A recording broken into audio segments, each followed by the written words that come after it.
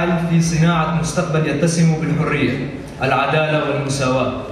إننا نرى في نضالكم مثالا يحتذى به في المؤتمر التأسيسي الأول لحركة الشباب الأرمني الديمقراطي تحت شعار بروح وتنظيم الشباب الأرمني نحطم الفاشية ونبني المجتمع الأخلاقي السياسي.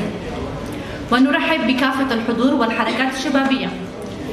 كلنا على علم بأن للحركات الشبابية دور طليعي في إقليم شمال وشرق سوريا، حيث يتم تسليط الضوء بشكل موسع على كيفية تحرك الفئة الشابة في مناطق روج آغا، بدء من تنظيم صفوفه ضمن الكومينات والمجالس والاهتمام بجانب التنوير والتوعية لمجتمع أخلاقي سياسي وديمقراطي.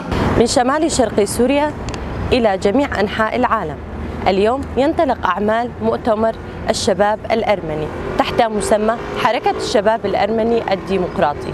فهذه الحركة هي حركة تحمي جميع الشباب الأرمن من جميع المخاطر التي تتوارى عليها. فهذه الحركة هي التي بنيت من قلب ومن روح المجلس الاجتماعي الأرمني في شمال شرق سوريا. بداية اليوم نبارك على ذاتنا ونبارك على جميع الشباب الأرمن انعقاد المؤتمر التأسيسي الأول تحت شعار بروح وتنظيم الشباب الأرمني نحطم الفاشية ونبني المجتمع الأخلاقي السياسي. بداية هذا المؤتمر يقوم من قلب الهجمات التي تهجم بها تركيا على شمال شرق سوريا، وهذا يبين لنا بأن هذا المؤتمر هو مصدر قوة لجميع الشباب الأرمن، كون اليوم نحن كشعوب شمال شرق سوريا نوضع تحت هجمات متعددة ومستمرة على مناطقنا، ولكن هذا المؤتمر لن يتوقف عن استمرار عملته حتى في ظل هذه الهجمات، بل إن هذه الهجمات بل زادتنا قوة كشباب أرمن. واليوم مع جميع الحركات الشبابية ومع جميع المكونات اليوم نقوم بانطلاق مؤتمرنا التأسيسي الأول تحت شعاره بروح وتنظيم الشباب الأرمني نحطم الفاشية ونحرر المجتمع الأخلاقي السياسي.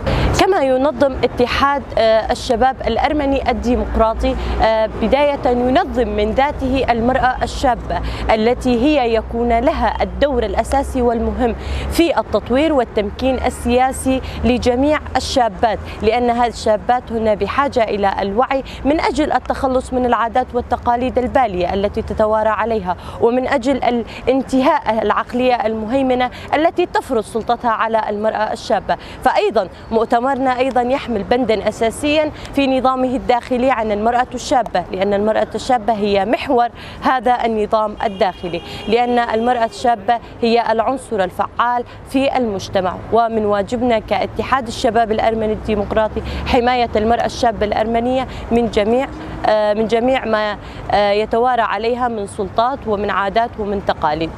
هذه الهجمات التي تتوارى على المنطقة هي تدل على ضعف الدولة التركية، لأن الدولة التركية نحن نحارب بالفكر وهي تحارب بالسلاح، لأن الفكر يبقى أقوى من السلاح، وفكر المرأة الشابة الواعية والمتوعية سياسيا يبقى فكرها عاليا في أعلى القمم. فإن هذه الهجمات التي تأتي من تركيا إلى مناطقنا فهي تدل على ضعف وعدم التوعية وعدم الفكر. وربما نرى في هذا الموضع بأن باتت تركيا بحاجة إلى تدريب من أجل التوعية، لأنها تحارب بالسلاح وتجد نفسها قوية في الضرب والحرب. لا أبدا، هذا يدل على الضعف، لأننا نحن أقوى بالأقوى فكريا وليس سلاحا.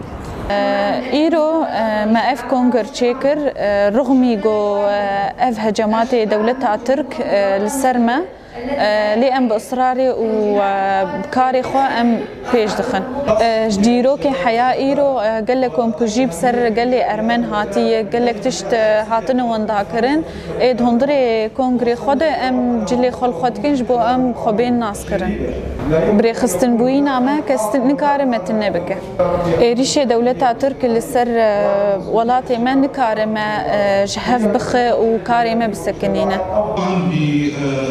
قومي كان او حراك يعني مبني على الاساس القومي او الديني او المذهبي او الفكري، فبالثورات المتعاقبه